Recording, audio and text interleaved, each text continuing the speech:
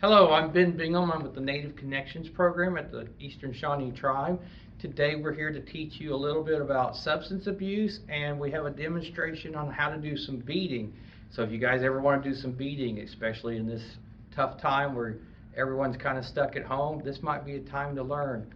I hope you enjoyed the video, and thank you. Hi, I'm David Sargent. I'm with the Eastern Shawnee Tribal Police Department. Today I'm going to talk to you about substance abuse. What is substance abuse?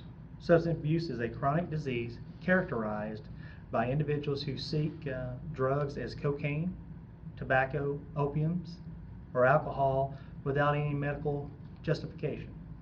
Drug addiction is compulsive, difficult to control, and almost always involves harmful consequences. Most often or not, the initial decision to use drug use is voluntarily for most individuals. However, repeated drug use can lead to chemical changes in the brain that often give you many challenges or to those addicted. Persons addicted could develop a severe lack of self-control, self-awareness, judgment, as well as the ability to resist future drug use. Persistent drug changes to the brain often produces intense craving, which causes addiction to relapse, even if they have no longer want the drug. It is common for individuals to relapse. Once you're on the drug, once you're on any type of drug, tobacco, alcohol, they always relapse. You get off for a while and you come back on, and usually what happens is that you want that back. You'll want it. Relapse doesn't mean treatment can't and won't work, but those recover from previous drug use are at a greater risk of returning to the drug even years after reframing from the drug use. Those that experience relapse are often no longer seeking professional assistance or even managing the program or treatment that once got them clean and sober. As with most chronic health and conditions, treatment ongoing and adjusted need for the patient. I know I sat on the drug court council years ago, and we always have to evaluate a person and how much drugs and what the drugs that they had and then so forth, because we know that they're going to relapse once they're in the program. We try to take them from whatever their addiction is, and then we move them away from there. You know, what happens to the brain when a person takes the drug? Chemical message called dopamine floods with the brain with the euphorium after it affects the reward. The ultra reward system of the brain motivates a person to repeat the behavior, tells them that they need it. It's a habit needed in order to thrive, in such as eating or spending time with loved ones or even hearing music attached to happy memories. Surges of the dopamine and rewards the reinforcement of the pleasure because they remember what it was like. It gave them a sense of that they had just wanted more and craving more and more. Okay.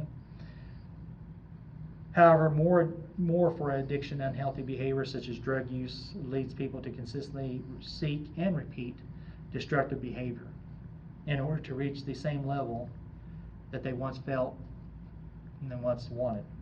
As an individual continues to drug use, the brain adapts by reducing the cells of the brain ability to respond to the reward.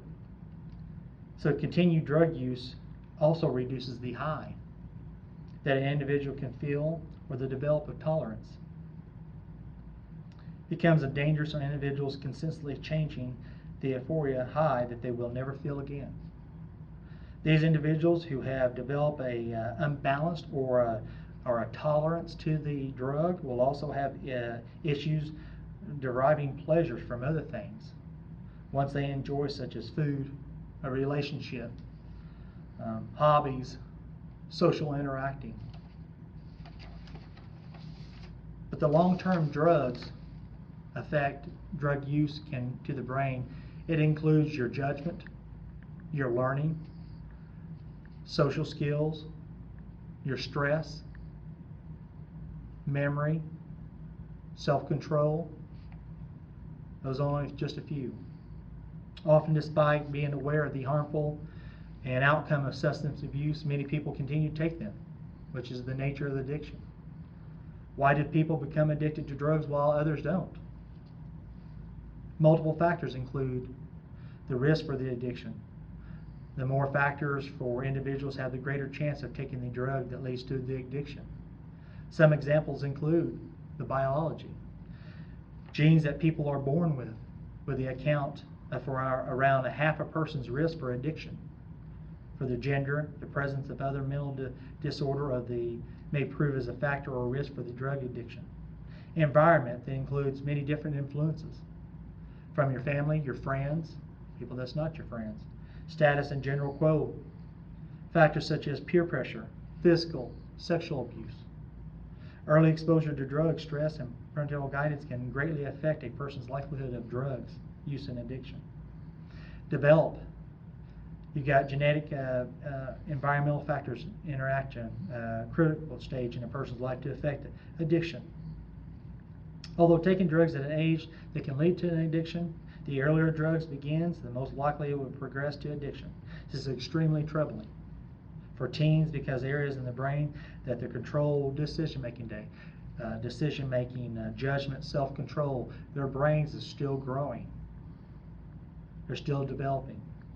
So teens be especially prone to risk behavior, including trying drugs. Can drug addiction be cured or prevented? As many of you know, as a chronic disease, treatment for drug addiction generally isn't a cure. However, addiction is treatable and can be successfully managed. Research shows that combined addiction treatment, medicines, and behavior therapy ensures that the best chance of success for most patients. Treatment approaches tailored to each patient. The drug use, the medical, the mental, social problems can lead to continued recovery. Drug use and addiction is preventable. Results have shown that prevention programs involving families, schools, communities, the media affects preventing reduces drugs and addiction. Personal and cultural factors can affect drug trends such as education, outreach programs, helping other people understand that the risk of drug use. So we want to get the message out. Things for you to look for. Okay. I appreciate your time. Thank you. Hello, I'm Glen Brock, Eastern Shawnee, and I came down today to show some basics on how to do it's called peyote beading.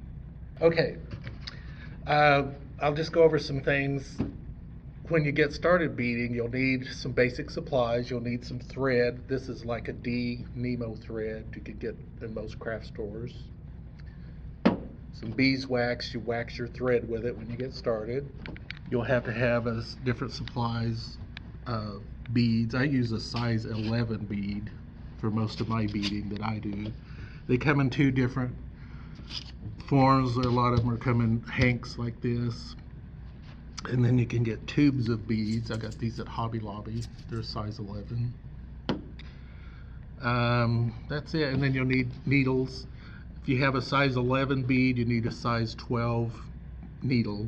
And you can get them either in these long lengths like this, or they do make a short one. And it's just your preference, whichever one you want to use. Told you about beeswax. Needle nose pliers. You can, if you do put a wrong color bead on there, you can snip it off very carefully. Most of the time, if you make a very big mistake in your peyote beading, then you're just going to have to stop, take it all out, and restart it. You need some scissors. I like either little trays or saucers or something to put your beads, because they do come off these strings and then they're just loose piles. And I like to keep mine separated when I'm doing it. So today we're going to be using some bigger beads. These are like a pony bead. And some artificial sinew for thread. And we'll be beading on a paper towel. I do have a blank that I make a keychain out of, and it's just a wooden dowel stick, and you can wrap leather around it for the keychain and you make your fringe. Or if you're using a different, if you're going to bead on something that's round, I usually cover it with just masking tape. That way it gives your beads something good to set on it. And if your project is a little lumpy, it'll even it out so the beads will stay even on there. And it gives the beads something to sit on that just makes them smoother. And you can use the masking tape on just anything. So, I guess we should go ahead and get started. I haven't done this on a tube, I've watched it. I'm just going to tie the thread on. And if you're using the needle and thread, it's all the same. You do the same thing.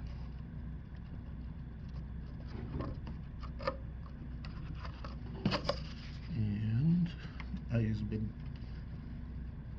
arm's length of it thread when you're doing your beading to make sure you have plenty so you don't have to be splicing your threads all the time.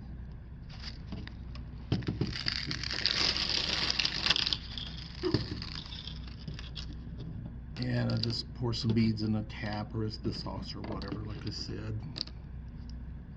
And you just have to guesstimate how many beads it's going to take. And string them on.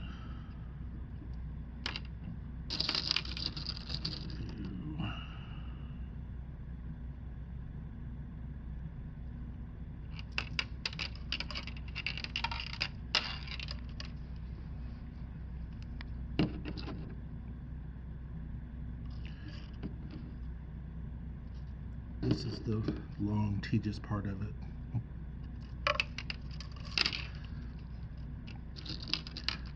On like ink pens and things, sometimes it takes anywhere from 18 to 24 beads, those 11 beads, to go around it.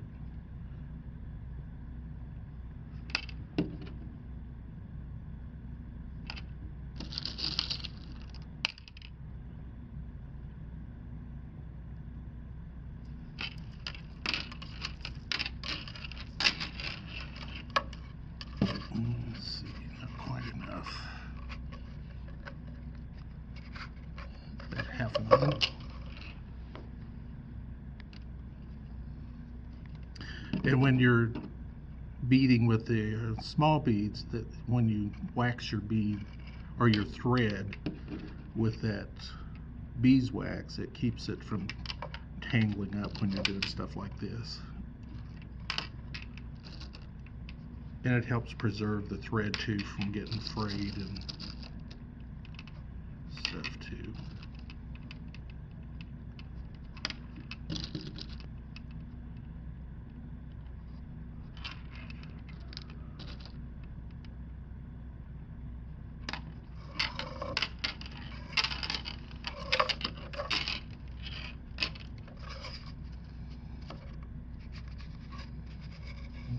Okay. And whenever you put it on, you can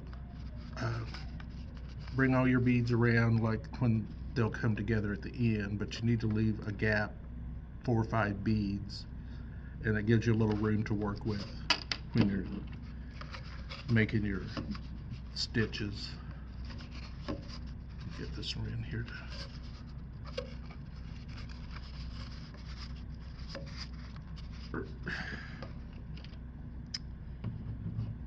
and the first round is always the hardest, I've been told. So when you're starting out, you skip this bead, you skip the first bead, and you can kind of space them out a little bit. That's why you leave some room in there. Go through this second bead here.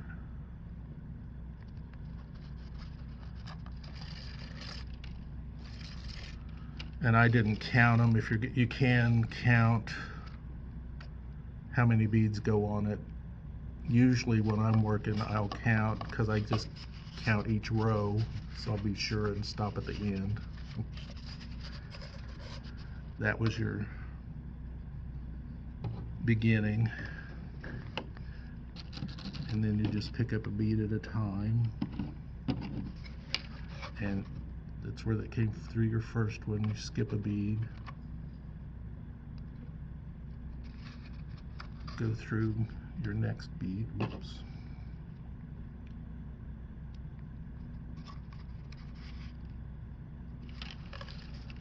that, and you want to make sure you can pull a little tension on it, and it keeps your starting beads down in this row like this. It's supposed to be on the bottom.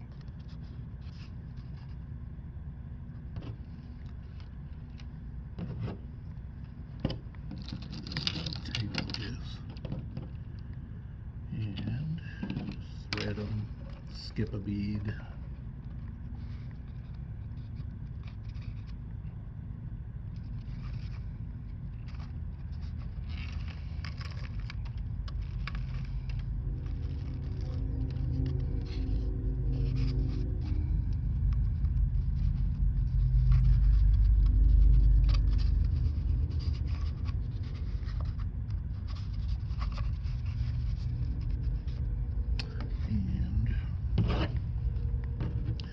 You just continue around,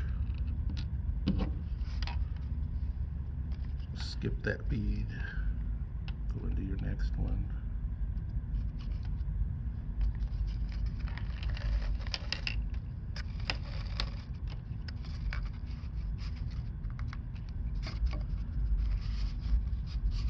And just keep kind of putting a little tension on it.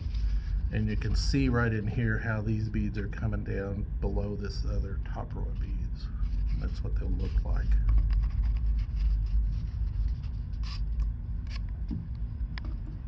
Your first row always takes a little while because it's kind of hard to get them all in place like they're supposed to be. And you may have to start over a couple of times.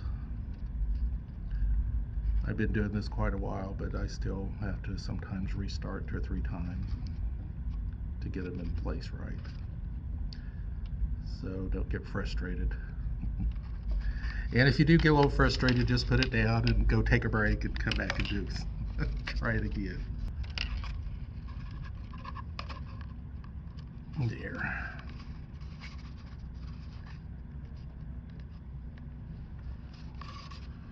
And you just keep spacing your little beads out as you go along. Oops.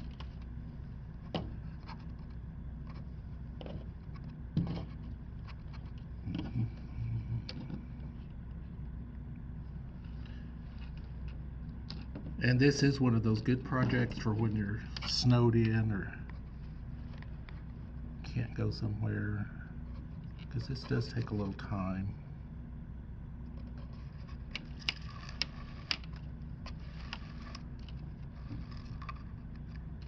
And the longer you do it, the better, you know, the faster it goes, the easier it is for you, of course, each project you make.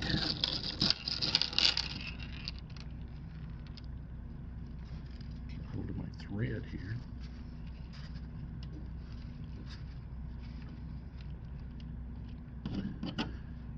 And I found out it's not a good idea to try to watch TV and do this at the same time, because you'll lose track of your counts on your beads. And it's not fun to get long ways down through your project and get your bead count off and then have to take it all out. Now we're getting close to the end, as you can see.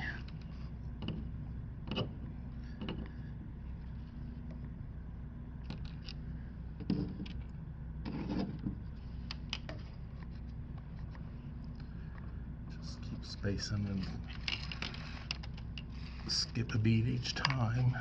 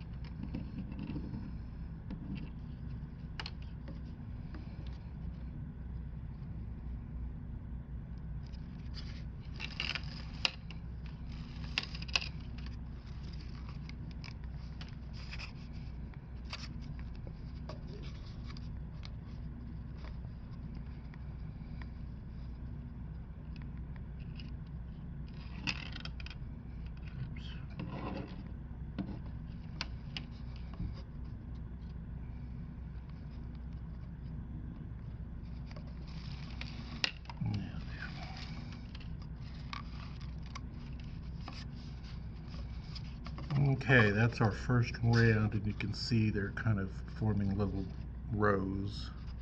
So when you get to this end part, you go through 2 beads.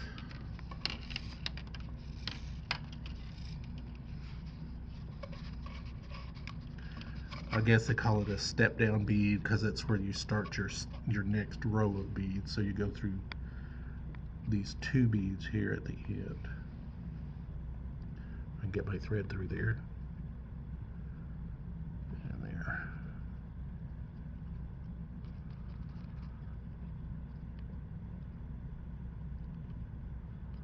Oops. Well, it wants to be difficult.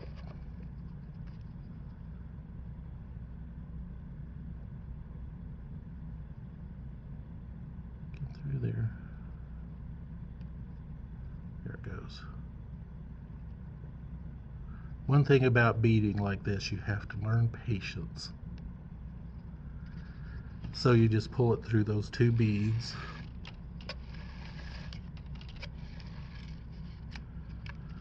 And every little bit you can hang on to the beads and just give it a little tug to tighten it down on your project. And then the rest you just keep going around to each one of these beads. You can see now there's already spaced out, so you just go to the next bead like that. Whoops. And I can hang on to my thread. Just keep going around and around like that, and it just keeps forming this little pattern. And the main thing to remember is, if you're counting, is to remember where that step down is. Remember where that step down, where you go through the 2 beads, and usually it'll form a little space there where you can see it. And there's your. So that's really important to keep track of that in bead.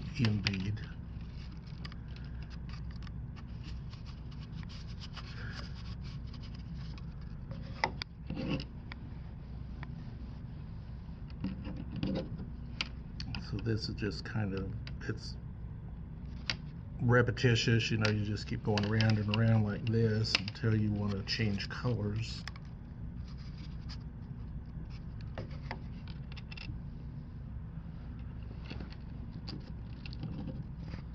And if you're going to do patterns and things, you'll have to learn. You can use graph paper.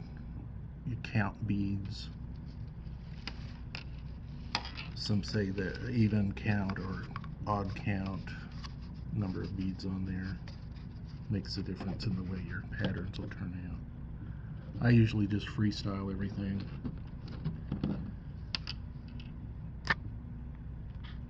I'll just bead along and then think up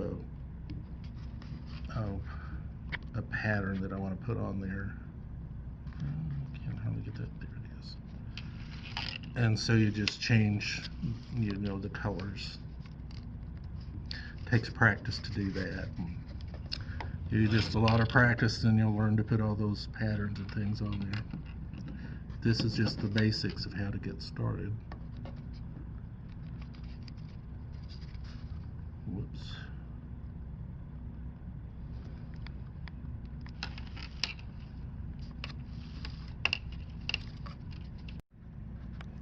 Okay, I have the second row done, and I went through the 2 beads here. So we're going to put on a different colored bead now to make a design with. So basically you just have a contrasting color, whatever you want. And you'll do it the same way. Just go through your next bead here. And depending on your design or whatever, you just put a contrasting color there. And if you want, I usually will skip a bead, and this will make that zigzag design if you do it like this. And you just skip a bead, put on your primary color.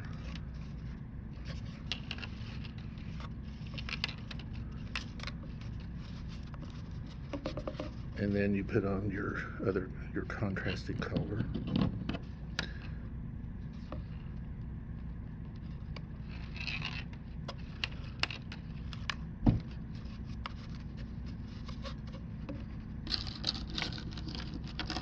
And just keep putting on there your primary color. And you just repeat that all the way around.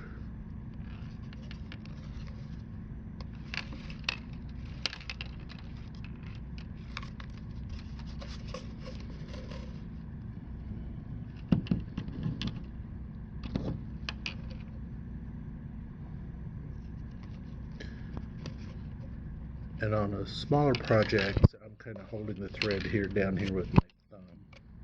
Whenever you pull that, you kind of give it a little tug, hold it with your thumb, and it keeps some tension on there so it'll stay tight.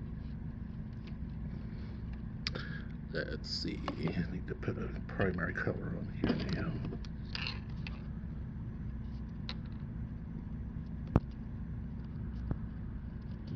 Put my thread through there.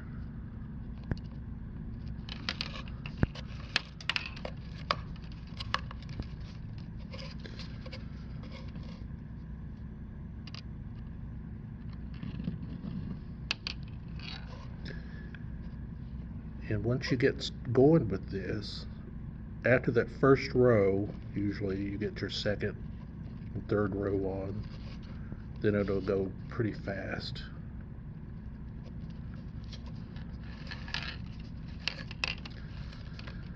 Like I said, I still count.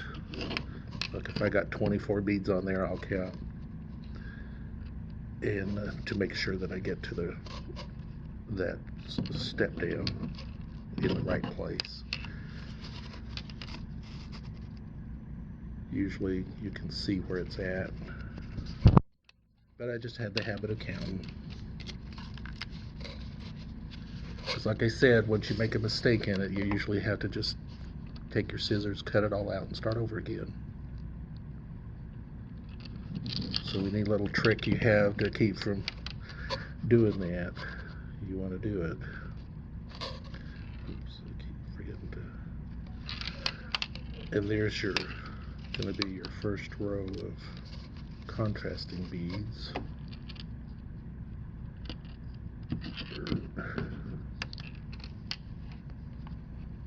That gets split in so nice thread there.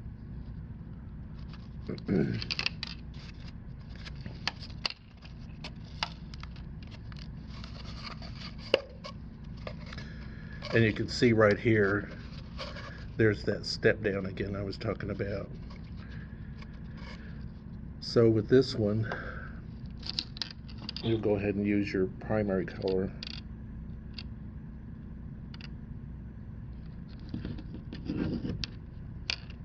Oops. See if I can do this.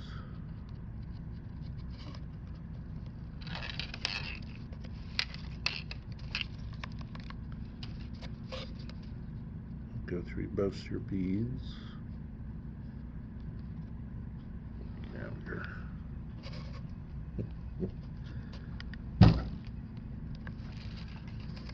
And for that zigzag pattern, kind of a lightning pattern, whenever you come to this, you'll go ahead and whatever color your bead is that you come up to next is what you'll put on there. So you put your primary color on.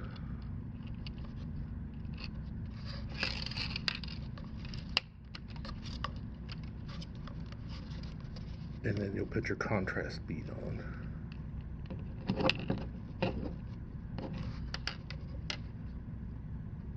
And if you do it right, it's supposed to make a zigzag pattern.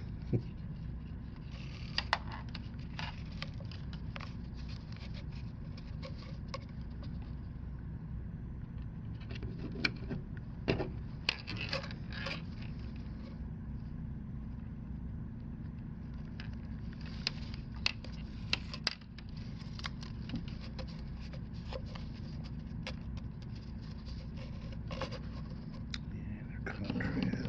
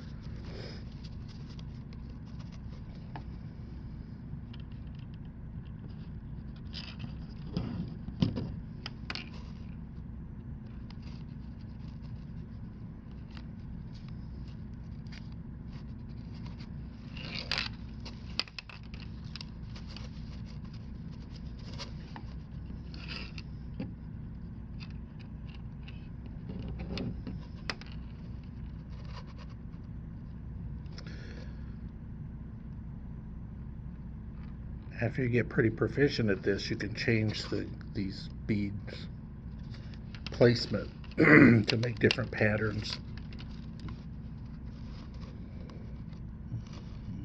Oops.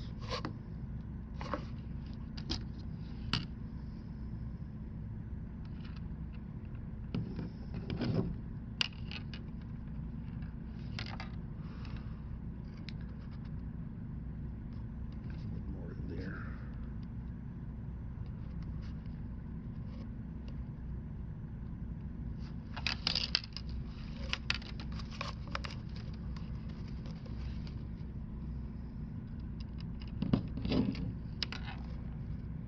And then here's your step down again.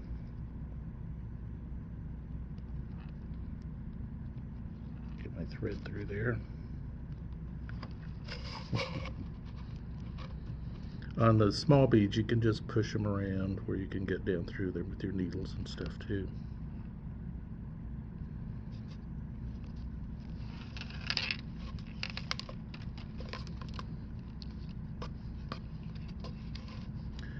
You go through those two.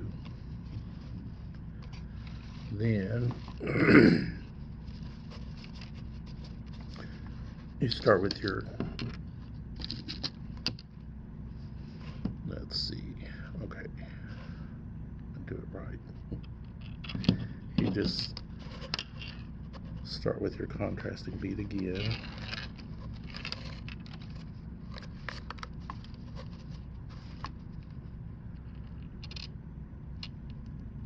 And this is where you just put your contrasting beads all the way around, and it should make a little, yeah, you get a little V pattern right in here when you do that. And that's what makes your zigzag.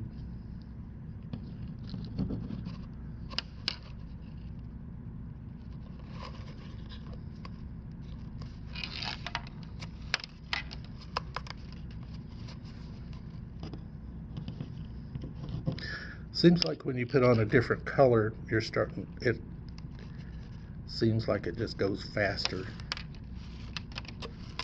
than when you're just using one color. And you can use as many different colors in there as you want to, whatever your desire on there.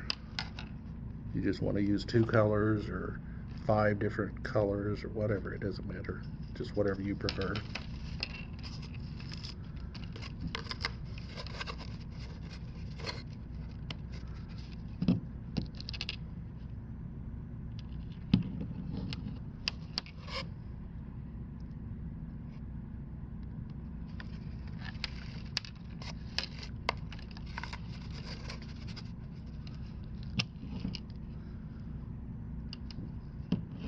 I didn't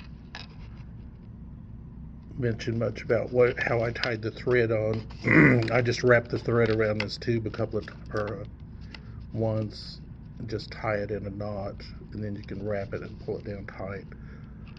And when I'm using the small beads, I usually put masking tape over it. So I just tie a knot at the end of the thread and sew through the masking tape, pull it up tight. Other people will just tie their thread on in a knot it on. Either way works. Oh, get that through there.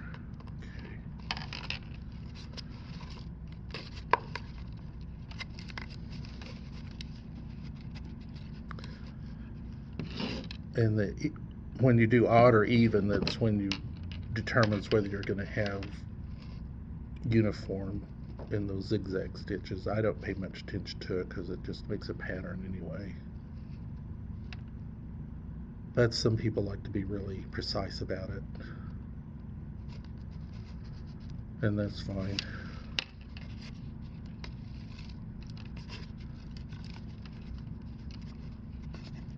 A little tension on there, put your thumb on it.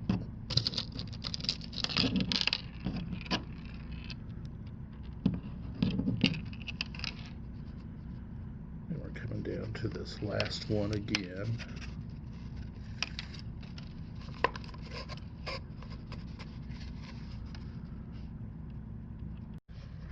Okay, after you go through the step down, you can see this little V here that's made, so you put your contrasting color back in there again. We just use, or our primary color, I guess it is.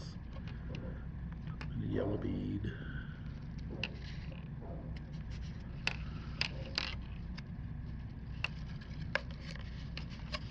Yellow bead there, and you come over here, these lines will come together, so you put your contrast bead in there. So that's how you tell where to put your colored beads.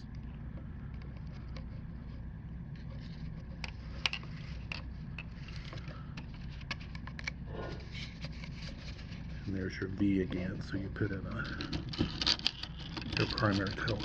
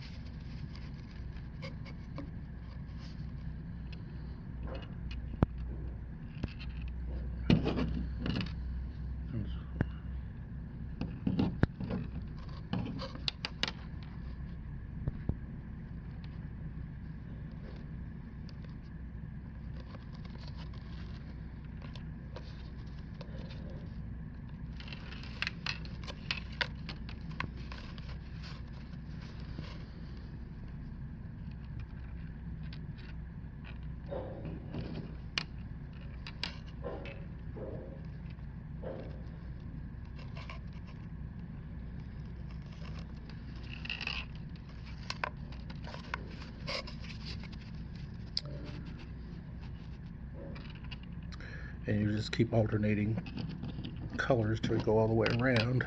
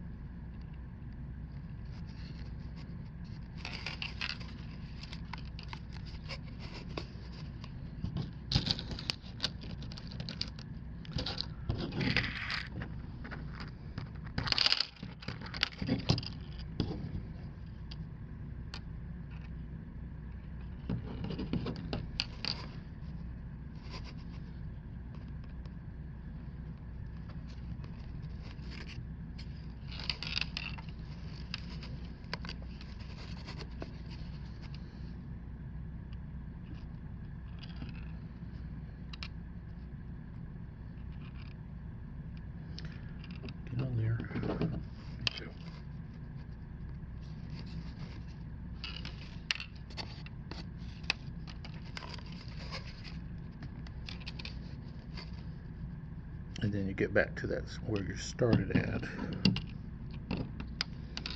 There's that step down again where you go through both beads.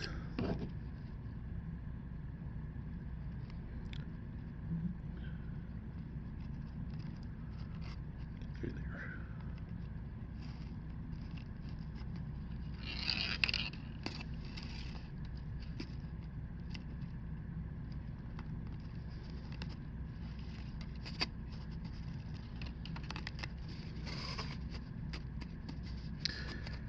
And now you can see where your contrast bead comes up. It makes that little diamond. So you want to come in and put your primary again, and you just go around with that. And that's how you get that zigzag pattern on there.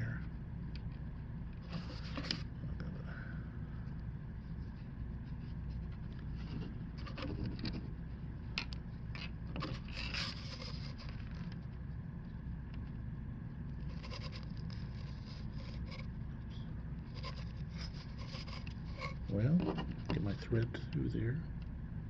Get through there. There we are.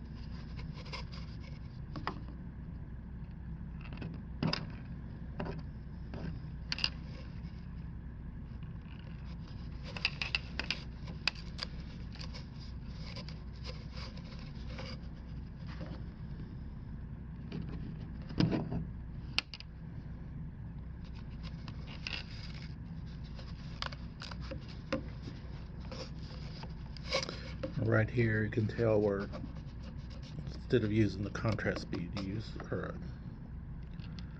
that's where you put in the contrast bead, because there's a hole there, and that'll just complete that zigzag pattern.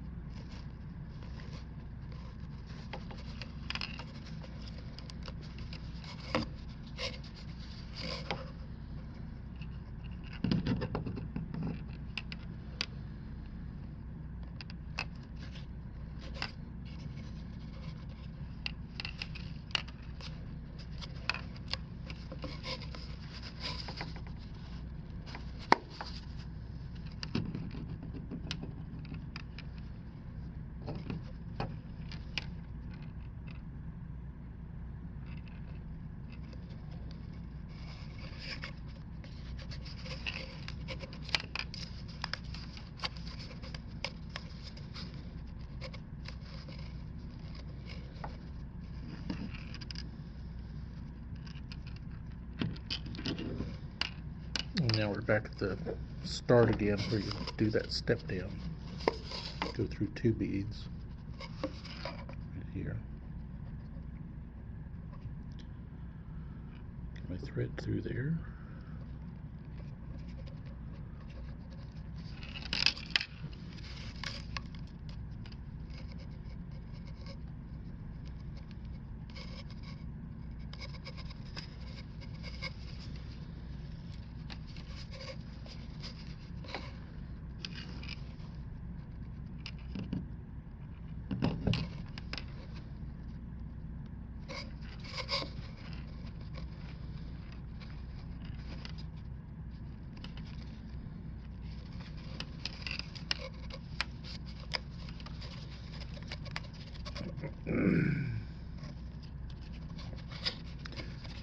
And if you wanted to put on a different color, this is where you would start over again. Like if you want to put a red one there, then you'd just skip a bead, put a red one, then your yellow, then a red, yellow, and that would give you another zigzag design. So I'm just going to keep going in this yellow to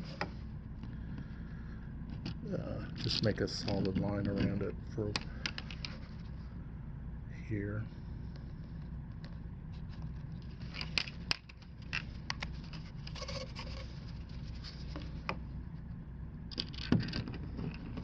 Yep, that's red's good.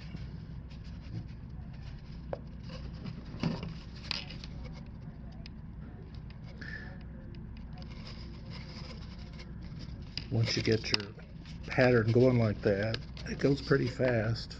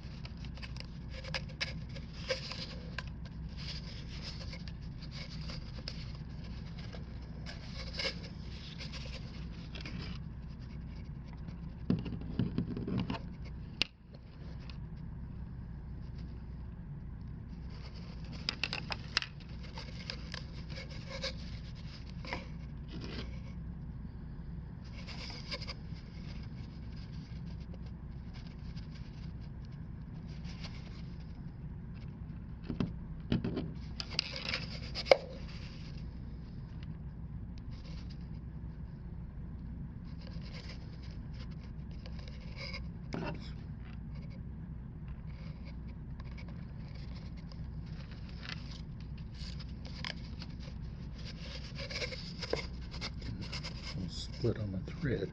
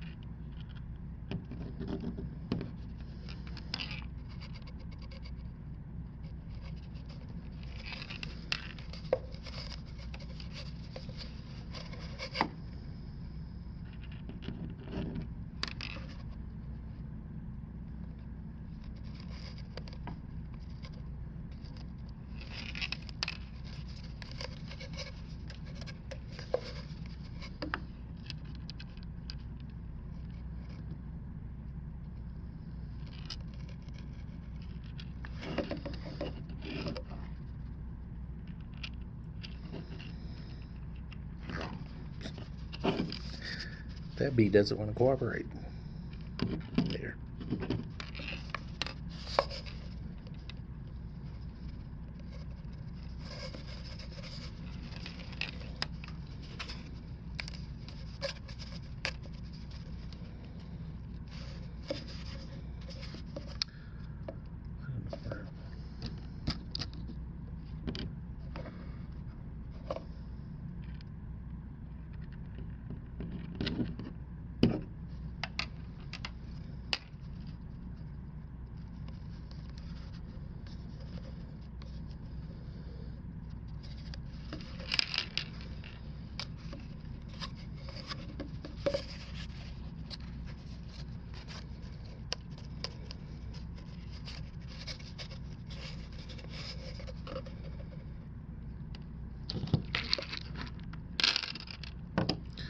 So you just kept going around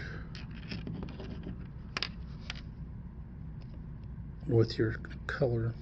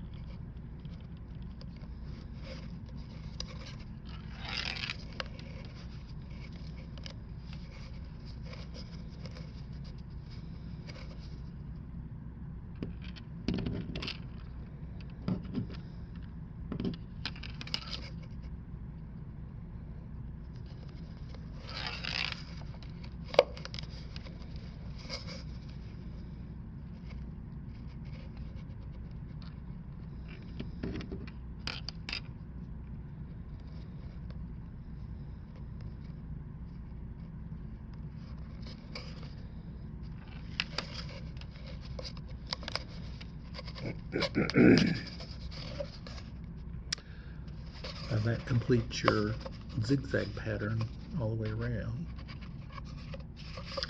And then when you're filling in, you just keep filling in with this main color as far as you want to go. Let me see my step down.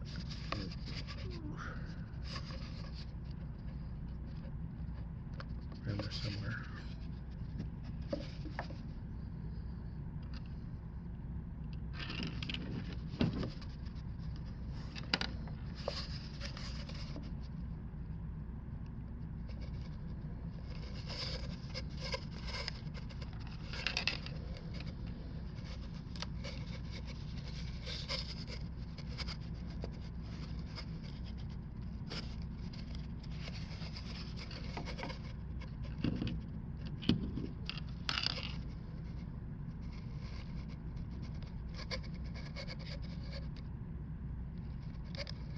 Oops.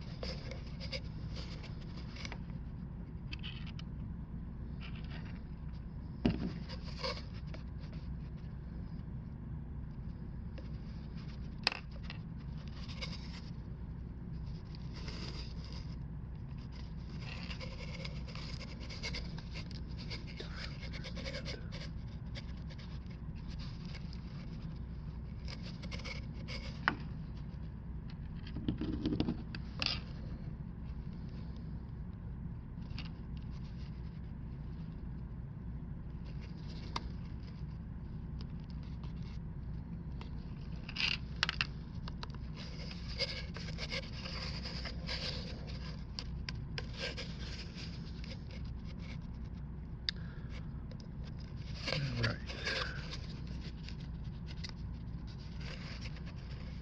Don't tell them that, but I think I lost my spot where I'm supposed to step down. That's fine, I'll have to cut that out. If you want, you can end it there.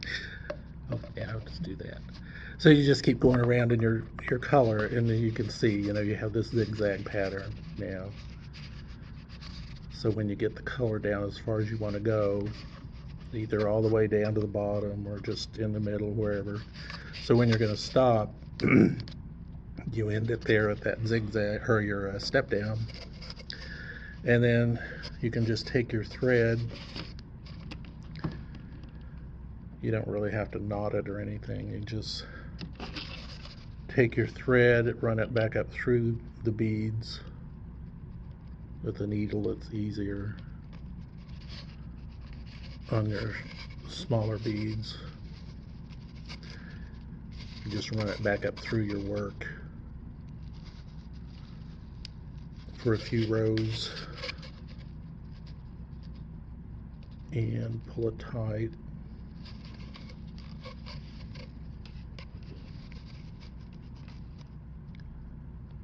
Like that.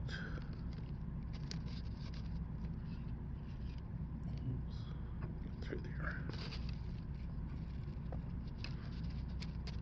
So you can go up a ways and then you come back down a ways and it'll just tighten it off.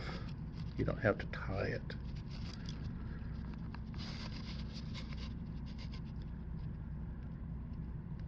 And it'll be a lot tighter on your smaller beads than this is.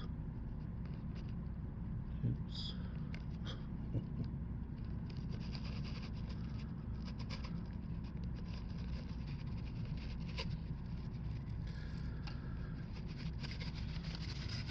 And you can scoot your work up to the end and pull on it and it'll tighten down on there.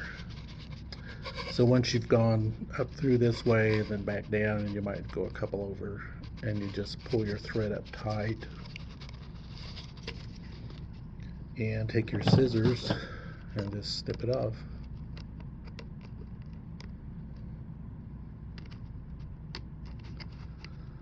I said I would.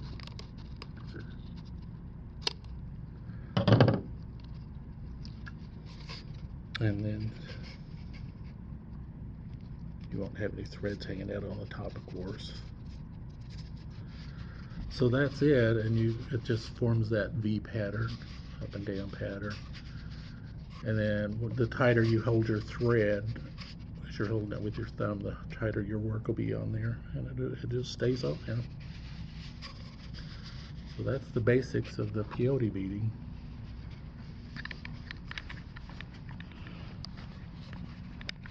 And